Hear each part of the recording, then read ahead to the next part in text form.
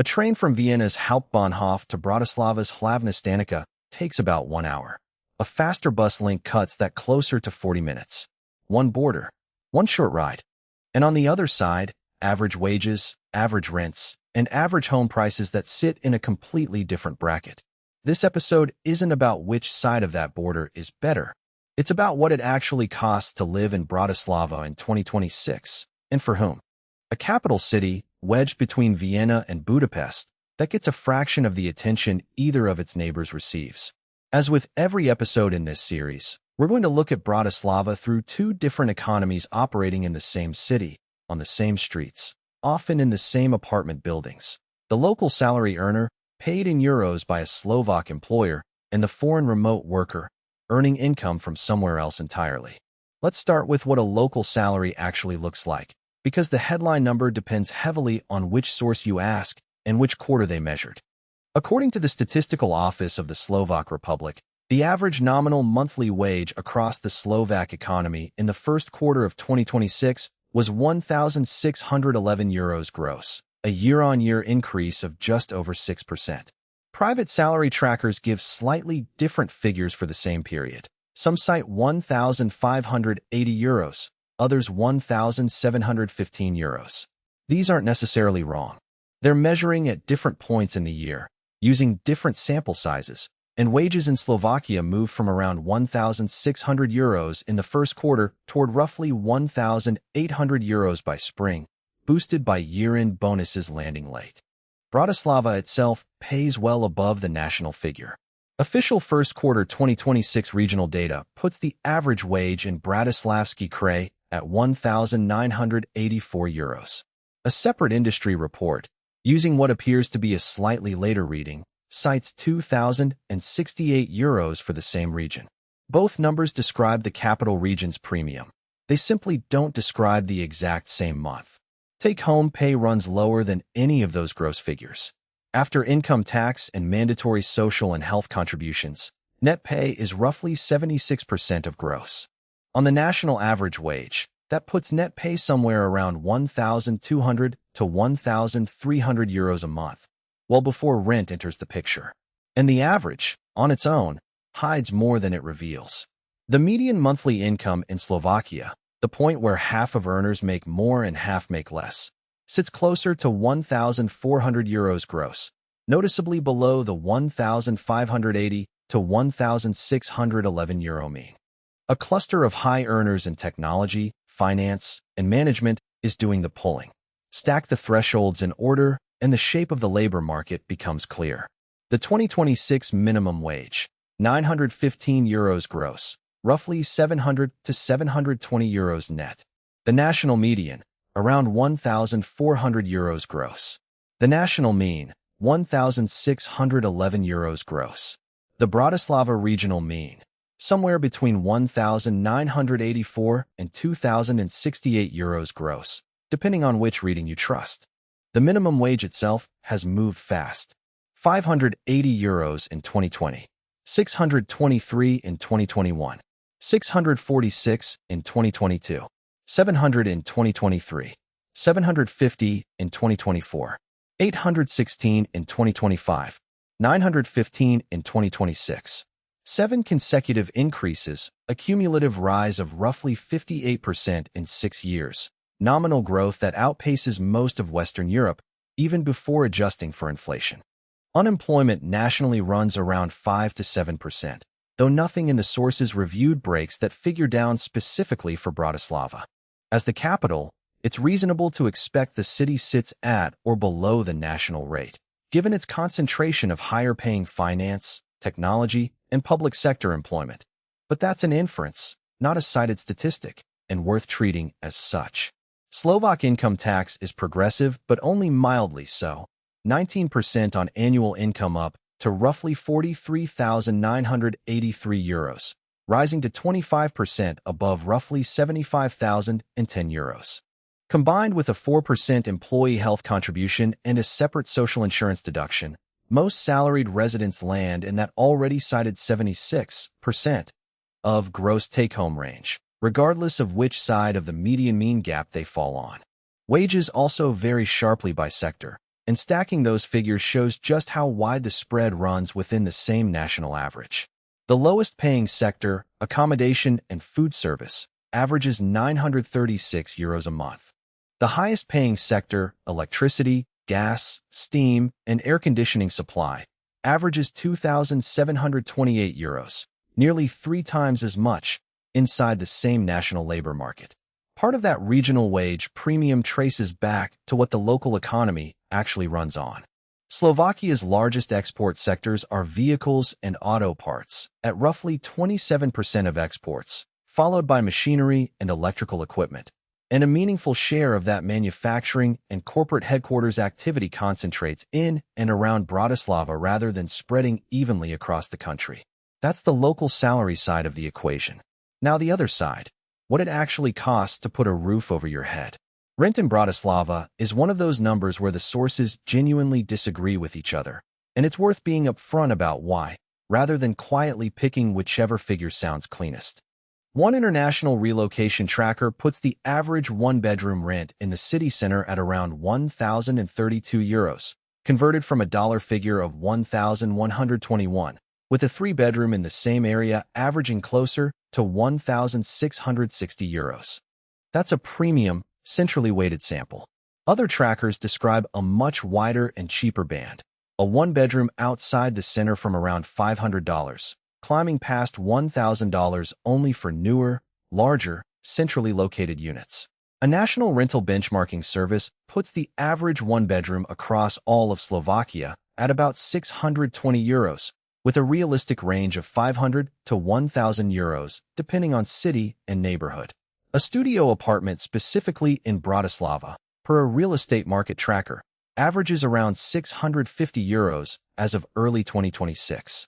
None of these figures are contradicting each other by accident. They're measuring different segments. City center premium listings, national averages that dilute Bratislava's premium, and studio-specific data that excludes larger units entirely. Part of the disagreement also comes down to what's actually being measured. An asking price posted on a listing site is not the same thing as a closed lease a tenant actually signed, and a government benchmark price is not the same thing as either. 3 different measurements of the same phenomenon, easy to blur together, and worth keeping separate rather than averaging into one tidy figure. Price per square meter tells a cleaner story. Across Slovakia in 2026, rents run roughly €9 to €13 per square meter per month. In Bratislava specifically, that figure can reach €17 per square meter, a premium concentrated almost entirely in a handful of central districts. Those central districts have names, and so do their cheaper counterparts. Staré Mesto, Nivy, Ružinov, and Nové Mesto carry the highest rents in the city. Dubravka, Outer Petržalka, and Raka sit at the more affordable end, particularly near a tram line or a strong bus connection. Petržalka deserves its own mention here, separate from its role as a buying market entry point. It's the largest single housing district by unit count in the city, built during the socialist era as large panel block housing, and it now functions as the practical middle ground for renters, not the cheapest option, not the most central, but the one with the deepest supply and the strongest tram and bus links back into Staré Mesto. The rental market itself is tight. Citywide vacancy sits around 3% in early 2026, well below a healthy historical average. In Staré Mesto and Nivy specifically, vacancy drops closer to 2%. In outer districts like Dubravka, it loosens to around 4%. A well-priced apartment, in other words, does not sit empty for long. Rent is only the first line on the housing bill. Utilities for an 85 square meter apartment, electricity, heating, cooling, water, and garbage combined, average around $248 a month, according to one relocation cost tracker. That's not a small addition on top of a €500 to €1,000 rent. In a cold Central European winter, heating alone can swing that figure considerably. Zoom out to a full monthly budget and the sources widen again, in a way that's worth naming rather than smoothing over. One cost of living index puts a single traveler's monthly costs at $2,973 and a family of 4 at $3,309. A separate relocation calculator estimates a family of four needs $3,395 a month, not including rent at all, meaning that figure sits on top of whatever a family pays for housing, not instead of it. Those two family budget figures, $3,309 with rent folded in versus $3,395 with rent excluded, aren't measuring the same basket, and treating them as interchangeable would flatten a real methodological difference into a single misleading number. It's a small reminder that monthly cost of living rarely means the same thing twice. One point where the trackers agree more than they disagree.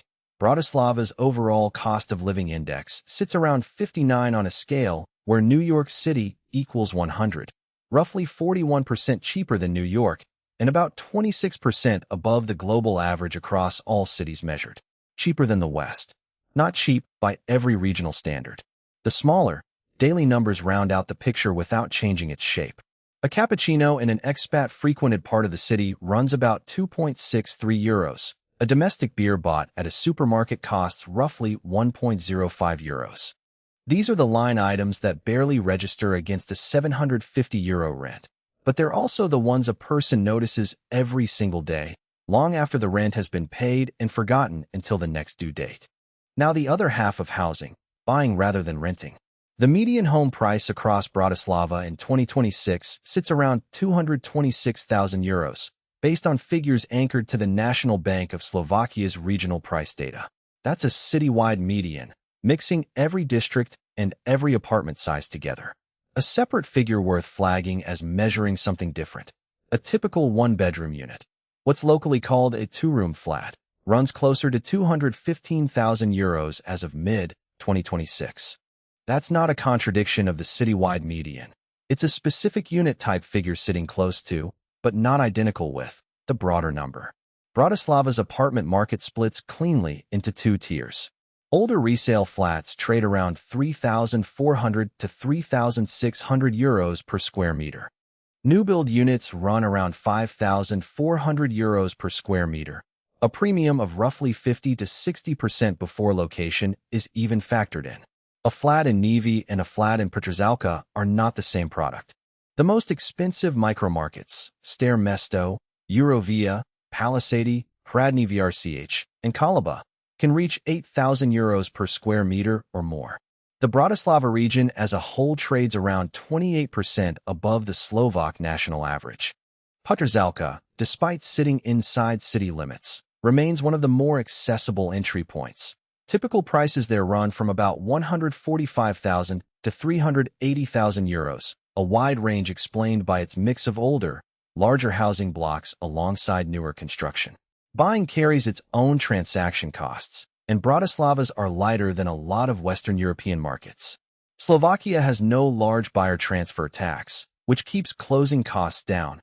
A buyer should typically budget 3 to 8% above the purchase price for fees, notary costs, and related expenses. The bigger financial risk in an older resale flat tends to be renovation needs or building repair liabilities, not the closing process itself. Put the median home price against the national mean salary, and one ratio does more explaining than a paragraph could. 226,000 euros.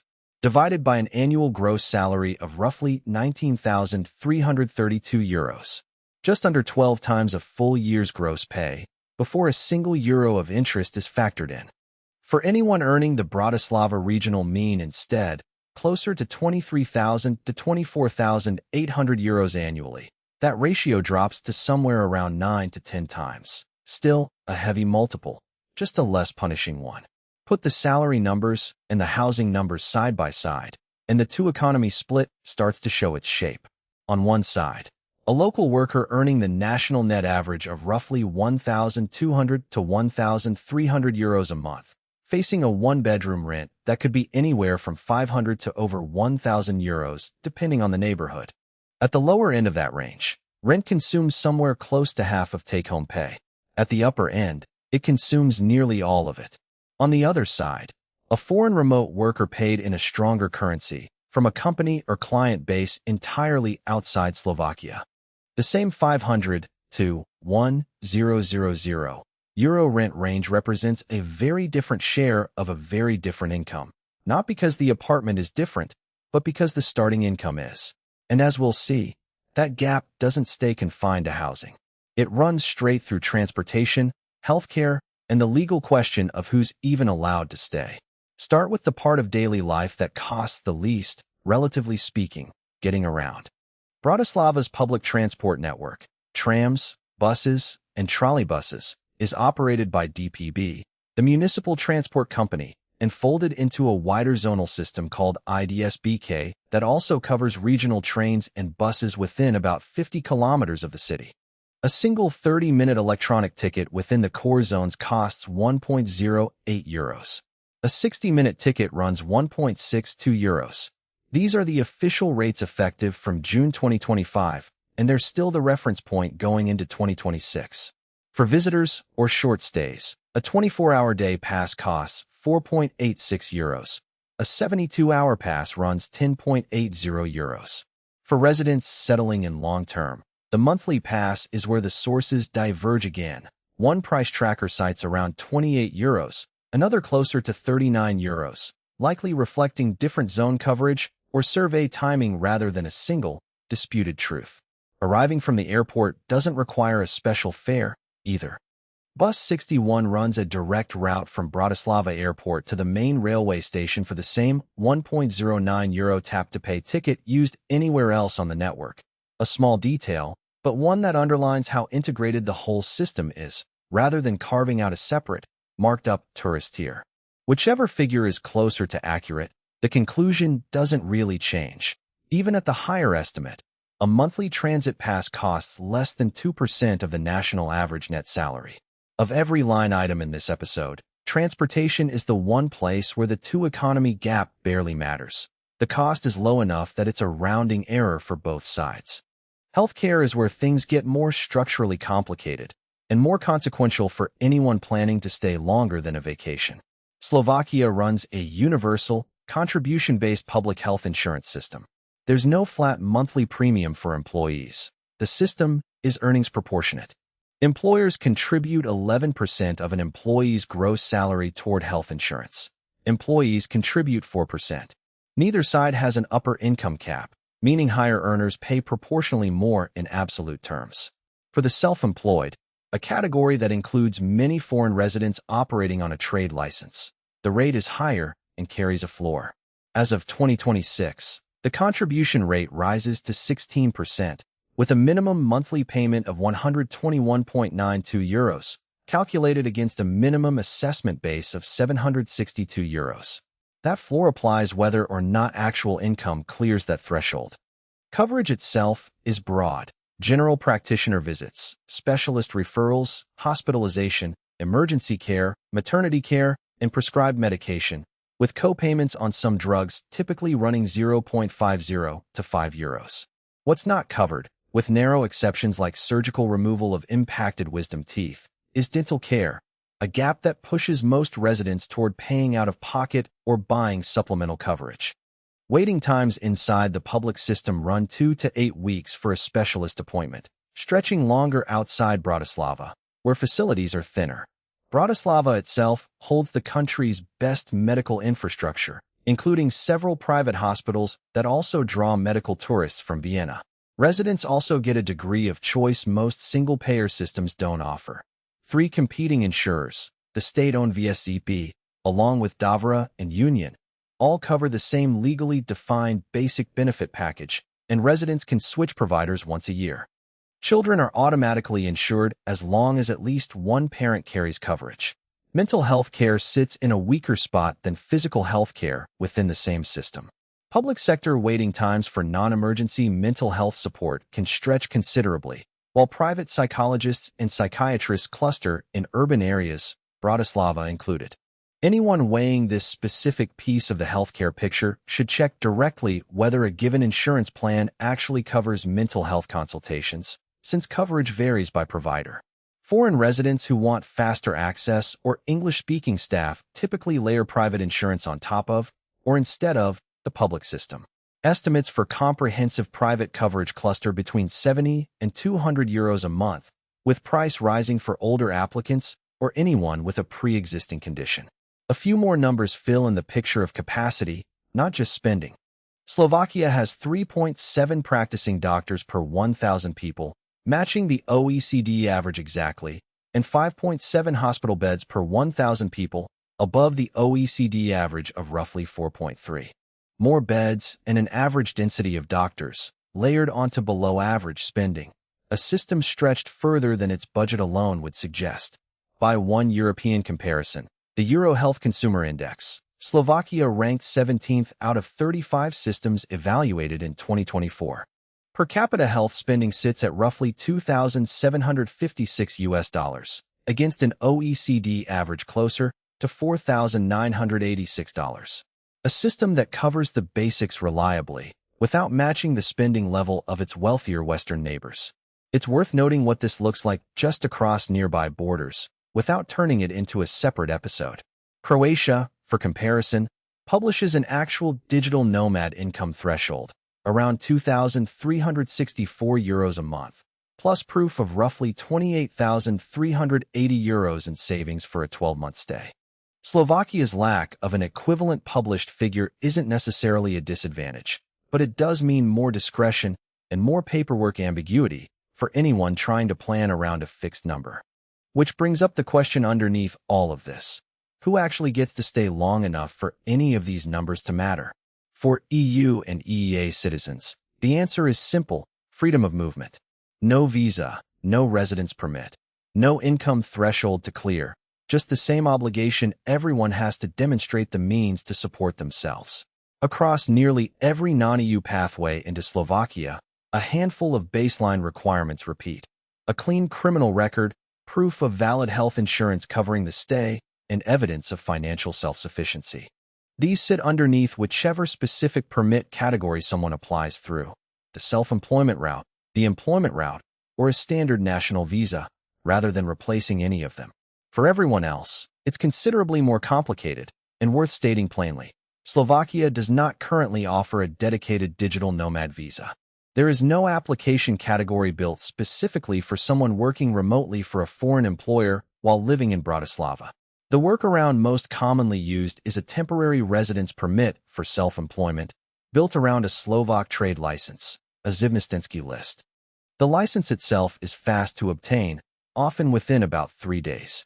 The residence permit that goes with it is slower, with processing typically taking around 90 days. Income guidance for this route varies by which source you read. Some cite a general self-sufficiency benchmark of around €2,000 a month. Others reference figures closer to €250 for related permit categories. Neither is a single official statutory minimum published by one government schedule. They're practical guidance drawn from different permit types and different advisory firms, which is worth confirming directly with Slovakia's immigration authority before relying on any one figure. An alternative path exists for anyone hired directly by a Slovak company, or in some cases a foreign employer, through a standard employment-based temporary residence permit rather than the self-employment route. Whichever legal route someone takes to get here, the day-to-day infrastructure for remote work is already in place. Co-working spaces like HubHub and 0100 Campus operate in the city. English proficiency scores rate high among the local population, and the broader remote work ecosystem functions less like an emerging nomad hub and more like a quietly established one. Whichever route someone takes, one rule applies across the board. Spending more than 183 days in Slovakia within a 12-month period typically triggers tax residency, meaning worldwide income, not just Slovak-sourced income, becomes subject to Slovak tax. Some non-resident remote workers employed by foreign firms may still qualify for reduced rates on certain income, but that depends heavily on individual circumstances and any relevant tax treaty, not a blanket exemption. One further detail worth flagging rather than treating as confirmed: at least one source describes an annual quota of roughly 700 permits under a specific business visa category starting in 2025, making that particular route more competitive than a straightforward number of applications process. This appears in only one source reviewed for this episode and should be verified directly with Slovakia's immigration authority before anyone plans around it. So, 2 economies, same city. Let's put the full math side by side. The local salary earner, on the national mean, €1,611 gross, roughly 1,200 to 1,300 euros net.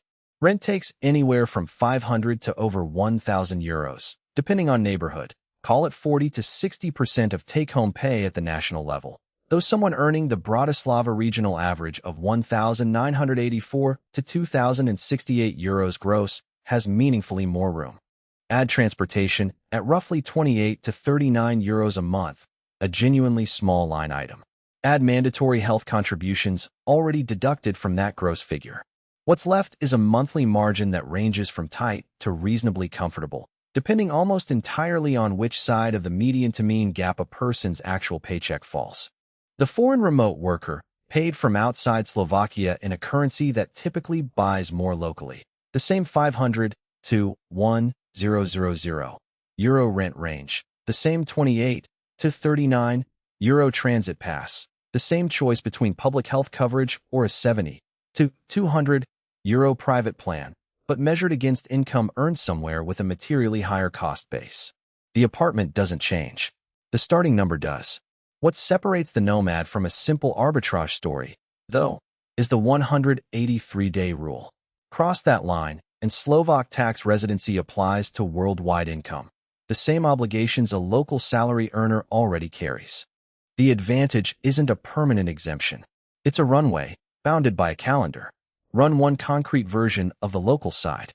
A worker earning the national mean of 1,611 euros gross clears roughly 1,225 euros net. A mid-range one-bedroom outside the priciest districts, at 750 euros, plus utilities around 230 euros, plus a 35 euro transit pass, comes to just over 1,000 euros before food, insurance top-ups, or anything else. What's left to live on? Barely over 200 euros a month. Shift that same worker to the Bratislava regional average, somewhere between 1,984 and 2,068 euros gross. Call it roughly 1,500 to 1,570 euros net. And the same rent and utilities line of about 980 euros suddenly leaves closer to 500 to 600 euros a month of breathing room. Same apartment, same city. A regional wage premium, rather than a change in housing cost, is what makes the difference. Now the foreign remote workers version of the same apartment. The 750 euro rent and 230 euro utilities don't move. They're fixed by the building, not by who's paying. What moves is the income sitting above them. Money earned from a client base or employer priced in a stronger currency, where 980 euros a month for housing and utilities combined might represent a fraction of what the equivalent space would cost back home. That gap is real, but it isn't permanent by default. It lasts exactly as long as the 183-day clock allows, unless the person restructures how and where their income is taxed. Cross that line without planning for it, and the nomad economy quietly folds back into the local one. Same tax brackets, same 76% of gross take-home math as everyone else. Back to that 40-minute train. Bratislava isn't a cheap satellite of Vienna in the way some cost of living content implies. Its own capital region wages, its own tightening rental market, its own 28% regional price premium over the rest of Slovakia all complicate that story. But it also isn't Vienna. It's a capital with its own gravity, sitting close enough to a wealthier neighbor to feel the pull, and far enough to keep its own economics. For the person earning a Slovak salary, the question isn't really about Vienna at all. It's narrower and closer to home. Does a wage anywhere between the national median and the Bratislava regional average actually clear the rent in the neighborhood you can picture yourself living in? Or does it clear the rent in the neighborhood you can actually afford? And for the person weighing a move from somewhere with a stronger currency, is the gap you're chasing an actual arbitrage that holds up once the 183-day clock starts running? Or a snapshot of today's exchange rate, dressed up as a lifestyle?